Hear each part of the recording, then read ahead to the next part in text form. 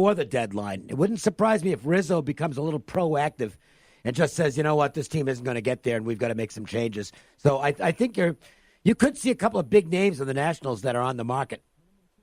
It makes a lot of sense. They're already 7 games out of first place.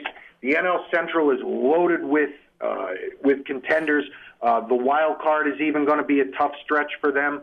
And it really does make a lot of sense. I mean, why not sell? If you have no chance to win this year, and with this nucleus, maybe it's not next year either, but you know, I assume Rizzo does something. So the other team that might go into sell mode, and this one might be more surprising to talk about, but the Indians have basically already said they're not going to sign Francisco Lindor. He's going to cost too much. Not half, but 2/5 of their pitching rotation is on the sidelines for a pretty long length of time now. Clevenger being joined by Corey Kluber. Jose Ramirez has fallen off the map as far as a superstar is concerned. And the Twins are better than the Indians. I think Cleveland's going to start selling not as quickly, but I think come deadline time, the Indians will not be looking to add and will be looking to subtract. Yeah, the Indians situation is a disaster. Dave, we talked a lot about this in the weeks leading up to the season, how, you know, the Twins were the team that really had a chance to improve and beat the Indians, and the Naquin, Leonis, Martin, Bowers outfield doesn't exactly scream division winner to anyone. And it's no surprise to me that they're not hitting, because the lineup depth isn't there. Kipnis isn't getting any younger. And now they're saying Kluber might miss the rest of the season with his broken forearm. It's a disaster in Cleveland. And frankly, we were talking in the office yesterday or 2 days ago, that the Twins might win this division by 20 games. Right now we have the division as a pick'em, -110 each side, and the only reason that is because of how much liability we have on Cleveland. But I can't see Cleveland, or frankly anyone that doesn't play in Minnesota, winning the AL Central at this point. And, I mean, the whole thing is Washington has a lot of assets that they can get some real prospects for. They can restock that organization in a hurry. Cleveland has one real asset to sell, and that's Lindor. Yeah. Because somebody will look at him and say, okay, we'll go out there and we'll give him the money that the market warrants, and we'll sign him long term. And I think he's going to be, personally, Jeff, I think he's going to be the trade piece at the deadline this year, because Lindor is remarkably talented and he's got a great future. Oh, absolutely, and he plays a position that every team wants.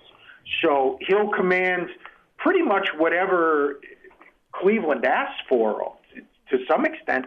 I mean, there's going to be a handful of teams fighting for spots that truly think they're World Series contenders, and I can't see a piece better than Francisco Lindor slotting right in the middle of that lineup, being a big, important part of a playoff run.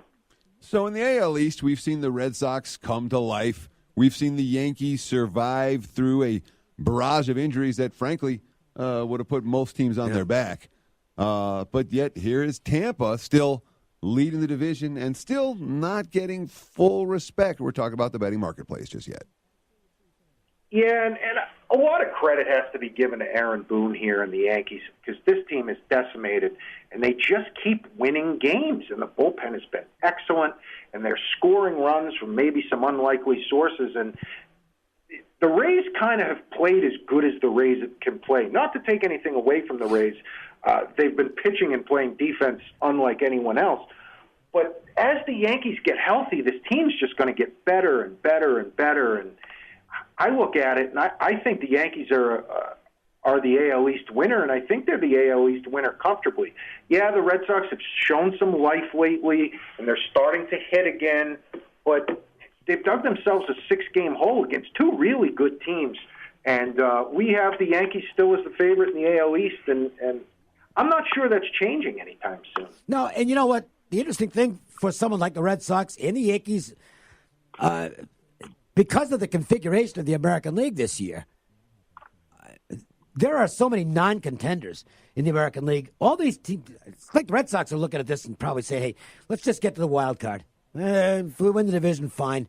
Let's just get to the wild card. And that's why I think Tampa is kind of a bargain right now, because they, even if this is as good as they're going to get, Jeff, they're going to make the playoffs. And if you can get in the playoffs, I'll basically take anything. 6-1 or better, gimme. Because if you're in the playoffs, you get a real shot. Yeah, and you're right about the setup of the American League, because if we think Cleveland is going to sell and we don't think Cleveland is good, there's nobody else in the AL Central that can make the playoffs because the Tigers can't hit and the White Sox can't pitch. And then you look at the AL West. I mean, Seattle can't get anyone out. Texas can't get anyone out.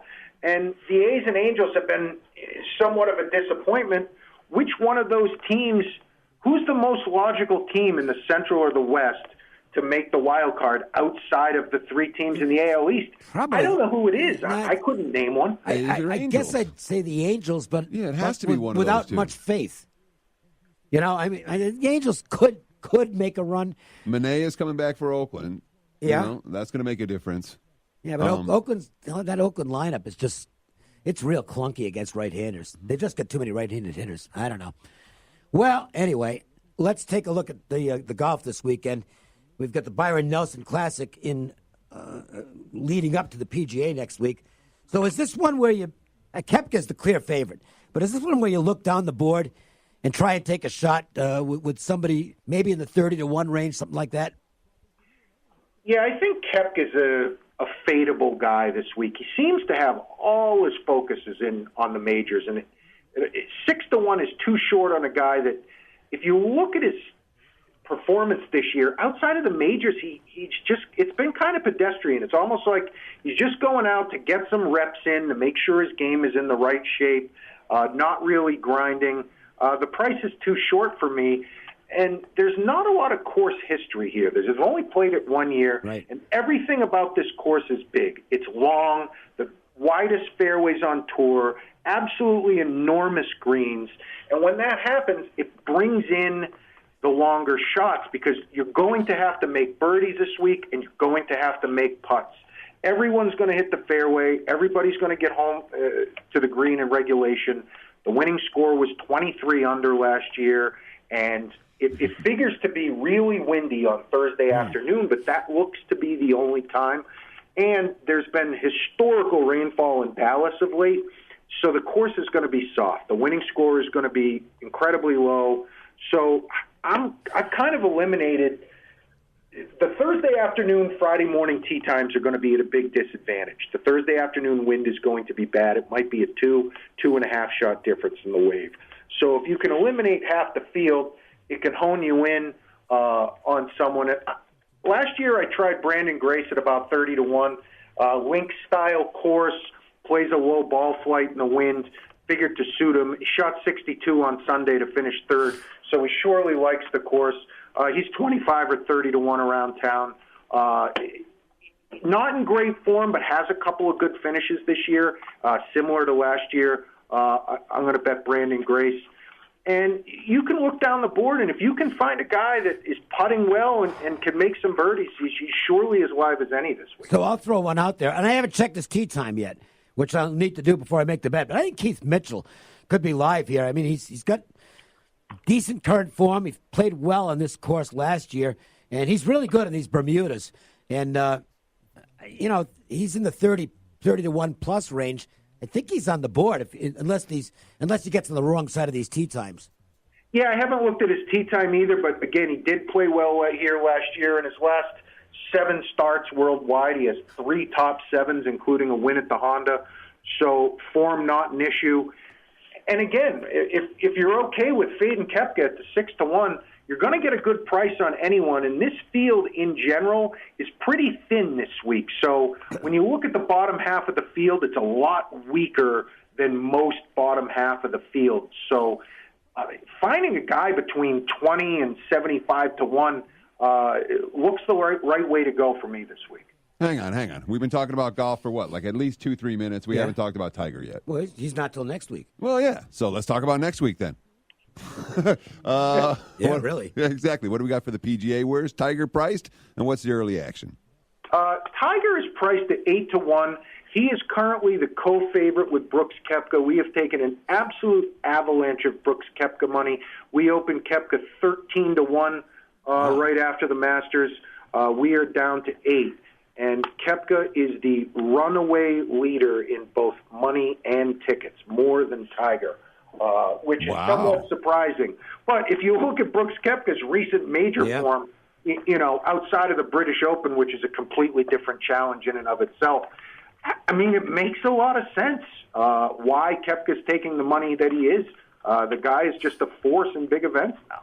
Lots of stuff up on the NFL betting menu at Caesars Properties, but there's some college stuff that's worth talking about. Heisman futures are out there, and so is some three-way betting for the college championship.